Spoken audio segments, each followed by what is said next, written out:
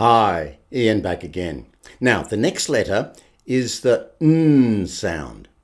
Now, what we do is we put the tongue behind the top teeth again, at the top of the front teeth.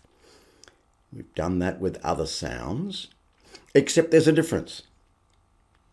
This time, you're going to make a noise through your nose. Right, and the sound is going to vibrate around your mouth and through your nose. Right, so let's try that.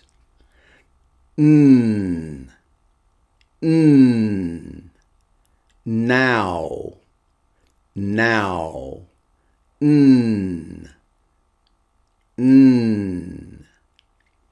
yeah, have a go at that one. See how you go.